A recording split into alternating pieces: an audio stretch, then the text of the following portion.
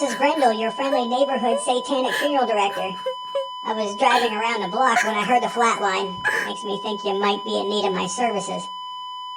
Ma'am, I really wish there was more that I could do, but alas, I've never really been much good at necromancy. I know you're going to be facing the hardest and most trying times of your life coming up. While you're thinking about that, please think about one thing for me. Was your husband a mahogany man? Although I am a member of the Church of Satan, I do not speak for the Church of Satan. The opinions expressed here are not necessarily the opinions of the creators. If you're offended by anything that you hear, we suggest that you make your way to your nearest sporting goods store, buy a helmet, and secure it firmly. Life is tough, Petunia. Figure it out.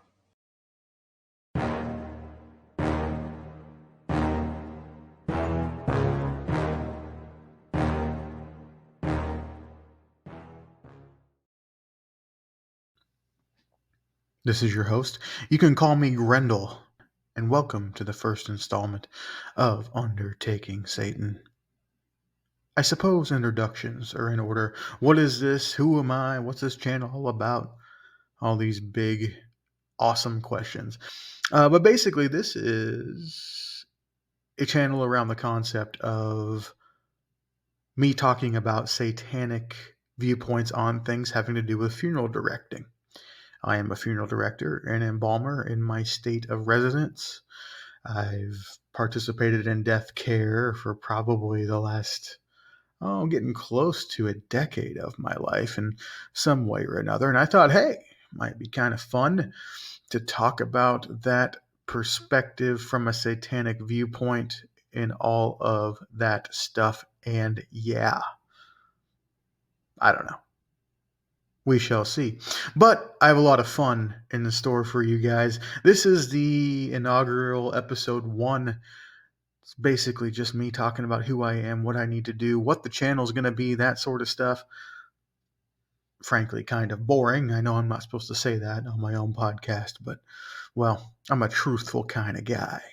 So, what do we got going on? Well, it's going to be sort of a variety show. It's going to be introduced by myself talking about some sort of satanic concept in conjecture with funeral service, death and dying, grief counseling, merchandising, anything that you want to poke a stick at funeral directing wise. And then I'm going to go into the other stuff. We've got little segments, things like movie reviews. I'm really interested in the Church of Satan satanic movie list. It's super sweet. I've watched a lot of the videos listed there. Some are awesome, some are not, some are hilariously bad. Either way, it's always fun to talk about them, review them, all that type of stuff. Let's see, book reviews. Book reviews is also a thing that I like to do, specifically diving into the satanic literature, the satanic Bible, the satanic rituals, letters from the devil, pretty much anything, any article written by a Satanist or Anton LaVey or Peter Gilmore or anybody of that nature. I love digging into that, reading it, dissecting it. Yummy. Speaking of yummy, we also have a segment entitled The Good Stuff. Well, the good stuff talks about the good stuff. Good food, drinks, cigars, wine, whatever I happen to want to review on that little segment is what we're going to do. And then we always talk about, kind of indulgence versus compulsion type of things. I'm a bigger boy in real life, running around at about 300 nowadays. Haven't always been that way. So I think that indulgence and compulsion are fun things to talk about. And, how do you work that into the satanic lifestyle? We're going to go through my own little journey on that and talk about going to the gym. Some funny stuff that happens at the gym, weight loss, muscle building, all that type of stuff. Yeah, those are just a few, folks. There's more to come also, but we got a lot of little segments to do here. That is what's to come here on Undertaking Satan. However, I think what I want to do for today's episode is to address a few out there questions, right? Things that you're going to want to know if you're going to be getting into bed and cozying up to some guy named Grendal, either satanically or funeral directory or whatever. So let's go through those, shall we? Let's go through the quick satanic rundown of how I became a Satanist. Well, that's a misnomer as well. You don't really become a Satanist, you just realize that you are one. For me, this happened back in the old middle school days. I was around 13 or 14 years old. There was a thing back then called Lime, Lime wire. It was a file sharing site that would basically give your computer the digital version of herpes and or AIDS. Basically, it was just gonna not be able to perform well and eventually die because of this service. But that's where I got a hold of my first copy of the Satanic Bible, believe it or not. People are there downloading their favorite songs, and I'm over there like, hey, fuck, I don't have this in my library. We've got to rewind a little bit further. Actually, I first heard of Satanism in a middle school class. I can't remember, 6th or 7th grade, something like that. We had to do a little religious profile study on a religion that wasn't in the big three, not Judaism or Christianity or Islam. We had to kind of pick from the other guys. So you basically drew out of a hat. And I did not get Satanism. I got Scientology, which was basically retarded. But anyway, I did do a little Scientology project, but every group had to give their project on the thing they drew out of the hat. Lo and behold, there was another group in class that got Satanism. And, I didn't really remember much of what they said. To tell you the truth, the group that got that were kind of the, 7th grade stoner kids, which is sad in itself. Not the stoner part, but kind of the part that they got involved in it so young. And just, a lot of folks, a lot of burger flippers and future suicide victims is what I'm trying to say. But anyway, they gave this presentation. There wasn't much that was memorable about it, but I learned there was this thing called the Satanic Bible with this cool guy on the back that was in a purple picture with a bald head. Looked fucking sweet. So I made it my mission in life to figure out what that was, because at that point in my life, I was just kind of this weird little atheist kid who pretty much hated everything about religion. I wasn't really in a religious household growing up, but I had been introduced to it in kind of a, I don't know, like in summer in small town, you go to churches because they have these little camps and shit, and they give you candy, try to indoctrinate you. And I went to those, and yeah, I didn't like what I saw very much. I didn't like that my friends were overly indulged in these things. I didn't like that, some friends that I had were super cool, but they couldn't hang out on Sundays, or they had to do all this other gobbledygook that made them feel sad all of the time. And if they got a boner in class, they basically wanted to jump out a fucking high-rise window because they felt like they were sinning to death. I digress. So anyway, basically, back in middle school, heard about it, downloaded it on LimeWire, read the Satanic Bible, was riveted. I don't know how old I was at that time, to tell you the truth. It's probably like 13, 14 years old, something like that. But it had a lasting impression on me. I'm a pretty smart guy, but I'm not going to tell you that I understood everything in the book. Fuck, I still don't. Every time I read it, I find some little new nugget of information. However, I was, very ecstatic. I remember reading it all in one night. My sister and I had just switched bedrooms. She had given me the big old doe eyes and said, well, your room's bigger than mine and I have more stuff, so we're going to switch bedrooms. So we did. And but she had painted her room pink and I hadn't got a chance to repaint it yet. So why I bring that up is I remember just reading this thing in this pink environment. It was super weird. I stayed up for like, I don't know. I mean, it's not a very long book and I'm a pretty fast reader, but it did take me quite a while to get through it. Probably like 12, 13 hours, something like that. I remember there was no sleeping involved.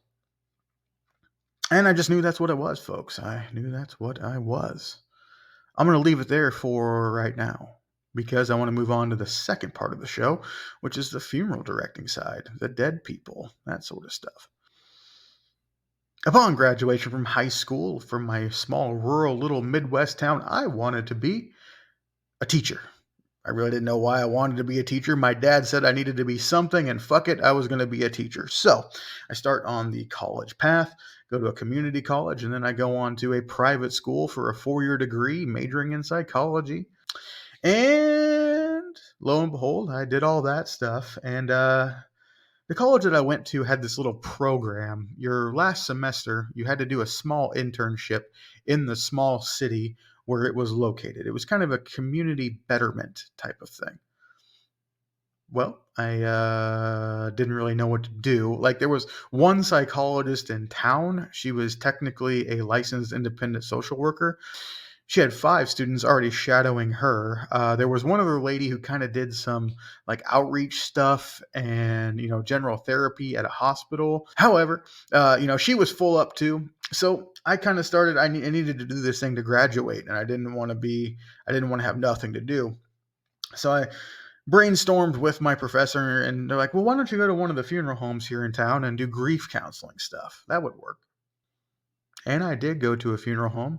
I started doing grief counseling stuff, kind of hit it off with the funeral director there, and then we didn't end up on good terms. I kind of figured out he wasn't the most awesome human being in the world, but turned into a deal where I started living at the funeral home, started working at the funeral home, and graduated with my 4-year degree. And then I was like, fuck it, why don't we go to mortuary school? Well, I did that. However, about halfway through mortuary school, I was kind of getting mad with the guy that was my mentor at the time. And also, lo and behold, I became aware of this opportunity to use my 4-year psychology degree to manage group homes for people with intellectual disabilities. So I jumped on that wagon for a little bit. So yeah, long story short, I end up, that fucking group home gig did not pan out the way I wanted it to. Found out a lot of bad shit about group homes in general, just stuff that I didn't really want to mess with. And so come on back to funeral service. Finished up my mortuary degree, started working for the biggest funeral home in the state. Learned a lot there. Came up with an opportunity to come down to a slightly smaller funeral home, kind of going back to my roots in the rural section of the world. And now that's what I'm doing. So I've seen both sides, folks. I've seen the mortuary school and the big, 1,000+ call a year funeral home. That's like 1,700 dead bodies, folks. That's a lot of dead folks, let me tell you. And then I come down here and, well, basically, I think we run probably 150, 200 a year or something like that. We'll talk about all that. But then in a nutshell, that is what's going on with Grendal, the funeral director / embalmer. What I'd like to do here is reach into the mail bag real quick. I kind of told some folks in my professional world and also in my personal realms what I'm doing, what I'm doing with this new podcast. I said, hey, you got any questions that you want me to answer? So I put myself together a little mail bag. I'm going to rustle through that right now, and I'm going to pull me out a question. Okay, first question here. This person I don't think wants to be named in a public forum, so I'm going to call him Ben. Okay, Ben asks, I've known you for a long time, and of course I know your religious beliefs, but how open are you with it at work? Well, let's get into that real quick. The short answer is not very open at all. It's not very smart to be open about being a Satanist in whatever capacity as a funeral service professional, in my opinion. This isn't a problem because the Church of Satan has no requirements for disclosing. They will keep your identity a secret. It's up to you. If you want to blab about your religious beliefs, that's all cool and dandy. If not, whatever. And I am in the non-blabbing type of scenario. Family, friends, things like that. Hell, I've been a Satanist since I realized I was a Satanist when I was 13 or 14 years old. I'm now in my mid-30s. Cat's out of the bag, folks. However, professionally, no, religion does not come into it. Another thing, this wasn't asked in Ben's question, but I will go ahead and address it here. I have no problem pretending to be a Christian or pretending to be, I wouldn't say like I come out with like a cross on and all of this stuff, but like if a person's asking me about, like, oh well, mom's in heaven, right? I'll be like, yeah, mom's in heaven. She sure is, even though I don't believe in heaven at all. And this is something, again, not in Ben's question, but I have had some professional contacts who, knew of my religion. And the thing that perturbed them the most is that, I don't have any shame or guilt about, basically, let me rephrase, they see my presence as in dealing with Christians and dealing with folks of faith as disingenuous, right? Like I'm putting them on somehow. I believe that, however, I'm not putting them on at all. I'm giving them a service, and my job is to give them the best service that they want. And if I clearly understand that they want a good Christian boy to be taking care of their loved one, then I'm certainly going to do so. I have read Catholic rosaries. I've done a bunch of stuff, right? And to me, it doesn't hurt. I will attest to this. You don't catch on fire. Okay. If you walk into a church, I'm in church every weekend, folks, and I don't want to be there. Okay. There's always a dead person up front, either full body or in an urn, and I'm doing my job. I don't want to be there, but yet I am. You will not catch fire. You will not burst into flame. You will not spontaneously combust. You can read and do all of these things, and nothing happens to you. Okay. I think that this is pretty evident for any Satanist who is worth their salt.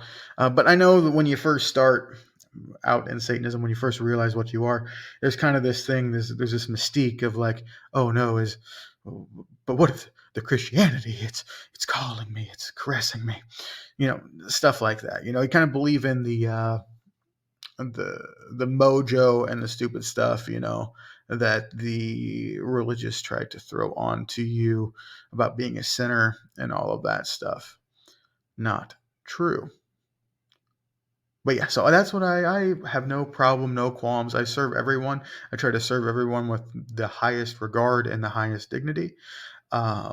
I serve Buddhists, I've served Hindus, I've served Christians of every denomination, from Catholic all the way through every Protestant. I've served pagans. I really enjoy putting together pagan services, they're really fun. I've not served a Satanist just because I don't think that there's any in my area, or at least none that would require death care. So yeah, that's that question. I think that so I'm not open. I do my job, and then I have my alone time, which is even weirder because I live in the funeral home. I literally live upstairs in the funeral home in like a building built in the 1800s. I think I should really check the website. But yeah, no, and I don't have a problem with that at all. I enjoy it, actually. You just go downstairs and go to work. All right, how many questions do we have time for here? I think I'm going to go through and grab a couple more here if I can. Oh, this is an interesting one. This person I don't think wants to be named publicly either, so I'm going to call her Amanda. However, Amanda asks, that's a very long question. I'm going to paraphrase. Basically, what Amanda is asking me is, how do I feel about working around dead bodies?